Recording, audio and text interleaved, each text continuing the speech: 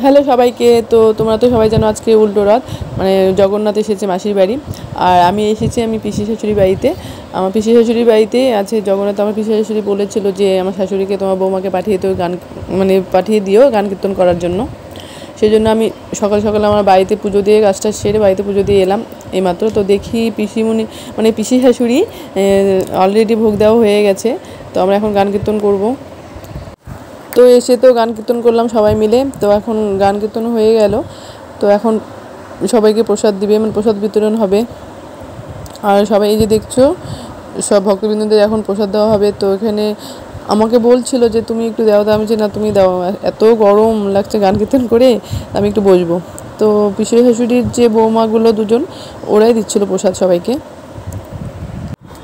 তো সোজা রথে তো আমি এরকম সাজতে পারিনি। তো এবার সকাল থেকেই ভেবেছি যে হ্যাঁ এবার সুন্দর করে সেজে গুজে তারপরে বেরোবো রথের সাথে।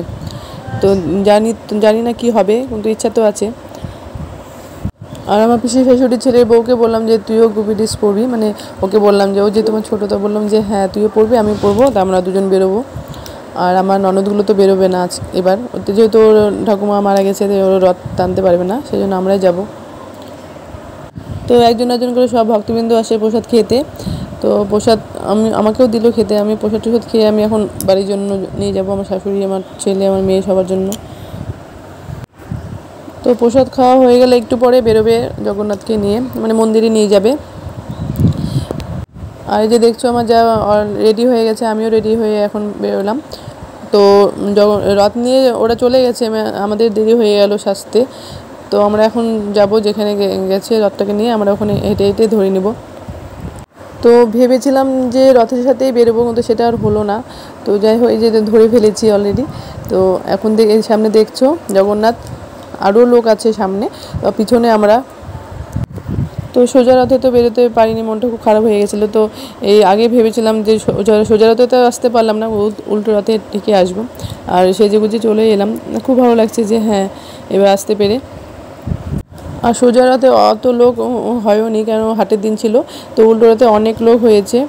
এই পিছনে দেখছো যত, তার থেকে বেশি সামনে আরও লোক আছে।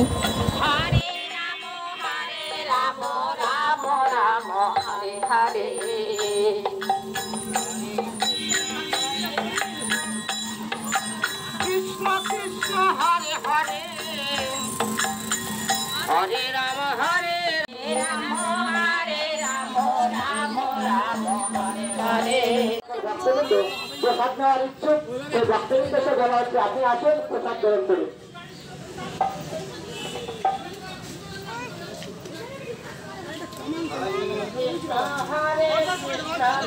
যা ধরি ধর যা যা।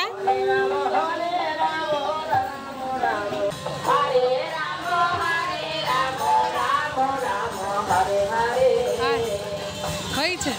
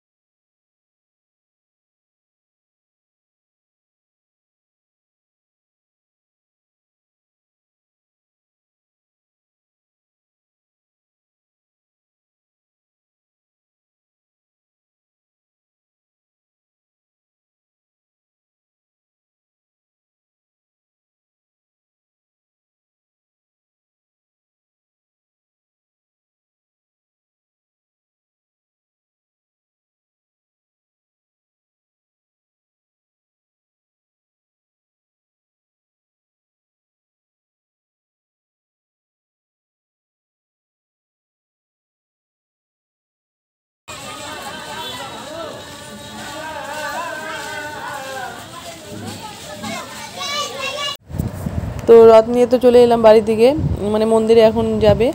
তারপরে আজকে যে খিচুড়ি খাওয়ানো হবে, অনেক লোক অনেক ভক্তবৃন্দ হয়েছে, আর অনেক খিচুড়ি রান্না হয়েছে।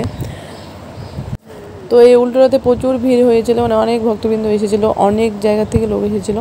আর আমাদের এখানে যেই অনুষ্ঠানই হোক না কেন, যেই পুজোই হোক না কেন, সব পুজোতেই লোক হয়।